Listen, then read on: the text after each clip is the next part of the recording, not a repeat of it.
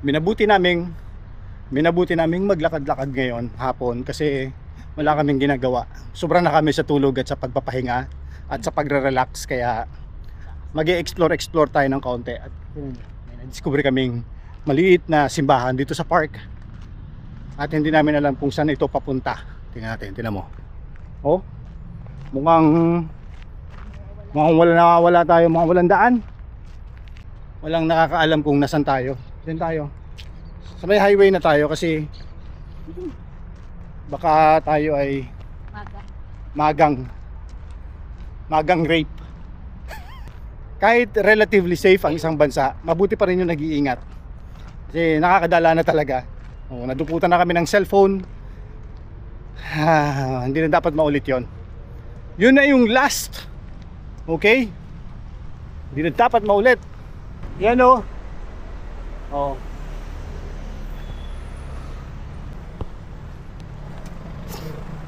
Foundation na lang ang natira. Dati siyang Basilica of Lissus. Hindi natin alam kung sino yan. Lissus na yan. Baka dati siyang gods. Anyway, tignan nyo naman. Hindi na siya ni-restore. Pero parang may balak pa silang i-restore, no? Tapos may ano pa siya.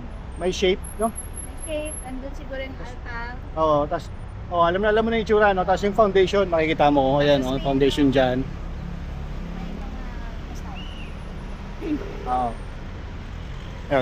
So, napakaraming mga historical site sa paligid na Early Christian Basilica. ayan. So sabi ay early Christian Basilica siya na hindi pa nare-restore, pero may talaga ko balak siyang i-restore ng gobyerno kasi binakuran siya at nilagyan siya ng mark. Pero napakarami sa bawat corner lang nitong ng mga streets dito. Napakaraming parang ancient temple, mga ganun, o mga bahay ng gods. Merong track and field na nangyayari dito. As tina mo, ang ganda kasi ganyan yung kanilang sports track and field yan. As kita niyo yung Parthenon doon sa background kung nakikita niyo. Zoom natin. Zoom na. Ayun oh, tanya yun. Oh, tapos magsa-sunset, sakto yun pagbabang ganun. Gandang spot nito.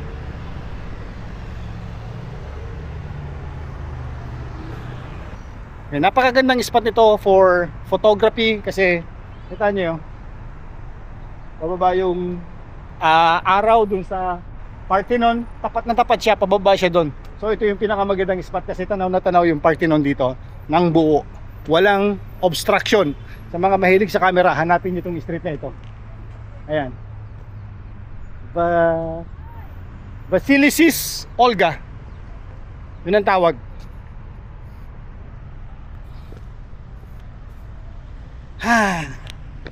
Ang sarap maglakad ng maglakad, grabe. Alam nyo ba na ang number 1 sports din sa kanila ay basketball? Ano? Ano saya nila eh, oh. Walang gulo dyan, hindi kagaya sa Pilipinas. Nauunang suntukan bago sa dribble.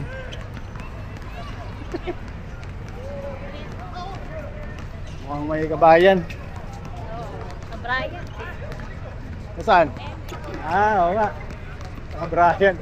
Kabayan yan. Yung mga pa-dribble ng pa-X, kabayan yan. Sigurado. Daming kabayan. Papokus natin mga kabayan natin naglalaro ng basketball dito. Yung naka-yellow na yun, sigurado yun. Kabayan yun. Tapos yung naka-brown na yan. Tapos yung mga pa-X ng dribble, kabayan yan. Narinig dito. Yun lahat ng papogi. Pag naglalaro, kabayan yan. Sigurado ako dyan. Diyan nagsimula ang Olympic. Diyan sa Olympic site na yan. Yan. Panathinaikos Stadium. Diyan nagsimula Diyan lagi ito nag-i-sprint ang Olympic. Mag-i-sprint ako papunta sa Olympic. Tingnan natin yan. Yun no, kita niyo yan. Ha? Dito sa stadium nito nagsimula ang Olympic. Papakita ko sa inyo. Yan. Diyan sa stadium na yan. Bago mag-start ang Olympics sa ibang bansa o kung sino man yung nag-host, dito nagsisimula yung flame, yung ganon, yung torch na itinatakbo nila papunta dun sa bansang mag-host ng Olympic. Ayun no.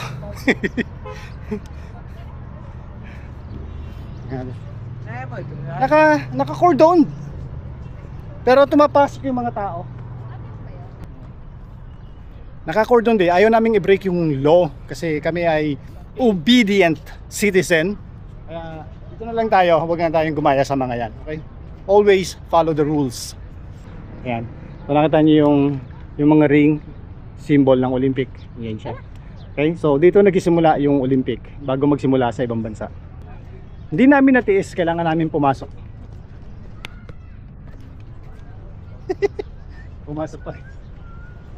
Pumasok pa rin kami. Ayan, tingnan nyo, ng close up. Ayan. Since 1896. Okay, so makikita doon sa nakasulat doon, since 1896 pa dito nagsimula yung Olympic.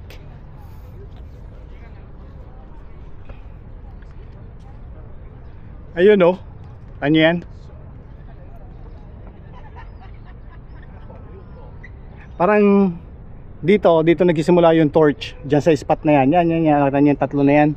Diyan nagsisimula yung torch.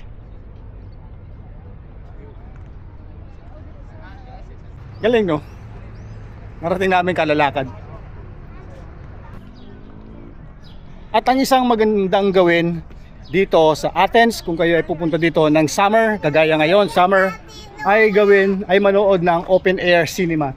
Maraming open air cinema dito sa Athens ngayon kasi summer. At isa yan sa dapat nyong gawin dito. Kagaya dito, ayan o. Yan. Lilo and Stitch. Palabas ngayon.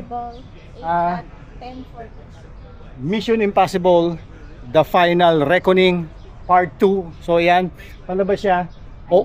Open air. Open air. So, maganda yung sinihan kasi alam nyo yung matatanaw ninyo yung screen niya nakaharap doon sa Parthenon. So kita mo sa background yung Parthenon habang nanonood ng open air cinema. Pero hindi kami manonood ngayon pero manonood kami sa isang araw. Kasi yung date ay parang sa isang araw pa. Ayan, papanoorin namin yung Mission Impossible siguro. Tignan nyo to ha. Bagong structure. And then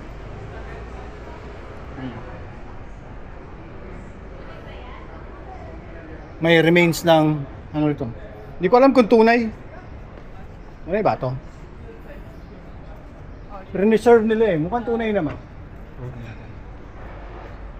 Tunay? May history akong nabasa sa kanya.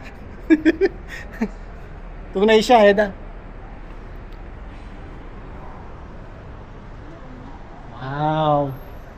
So, preserve siya nung itinayo itong bagong structure na ito. Hindi kaya kalimbangin?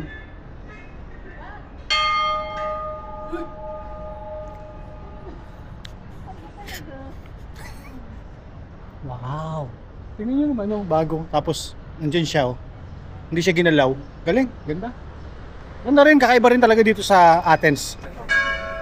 Wow. Ganda. Ganda oh. Ganda no? Hindi siya kagarandios ng mga simbahan sa Spain, pero maganda siya. Tingnan nyo naman. Napakaganda niyan. Tapos tingnan nyo yung sahig. Oh, ang linis oh. Tingnan mo. Ang kintab. Linis, grabe. Oh, nakita niyo yan? Napakalinis. Ang daming kaganapan sa mga maliliit na street.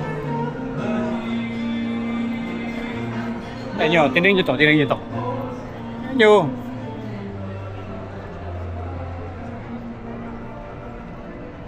Yan. So, very familiar spot. Kasi nung last time na nagpunta kami dito, nagtagal kami dyan sa spot na yan. Yung isang diretsyo na yan ay papunta sa Monastiriki Plaza. Ito yung kanilang shopping street dito sa may Plaka area, sa Monastiriki. Punta doon, Monastiriki Plaza, isang diretsyong ganun. Ikot pa tayo. Hindi ko na maipapakita sa inyo itong isang buong street na to. Tingnan nyo. Oh. Grabe. Tapos andun yung party no, no? Sa ibabaw doon. Ano? Tingnan nyo. Oh.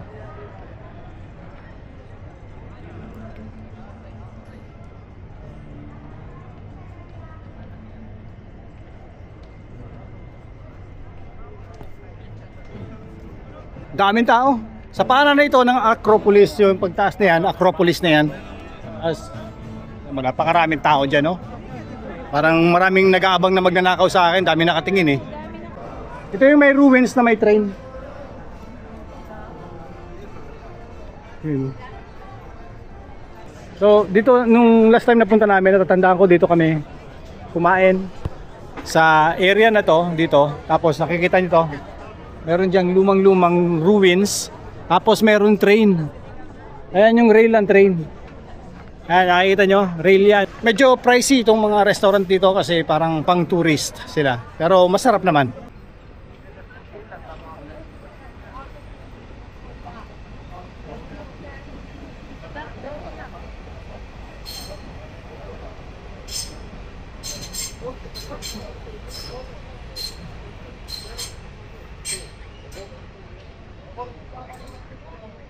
Ganda. Scenic ang dating. Parang pampelikula lang. Ito na, kakain muna kami ng souvlaki. Yan. Siyempre, hindi natin pwedeng palagpasin to dito sa Athens, dito sa Greece.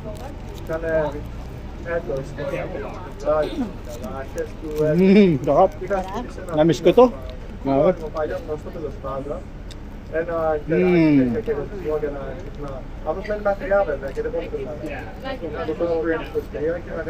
Okay. Sarap.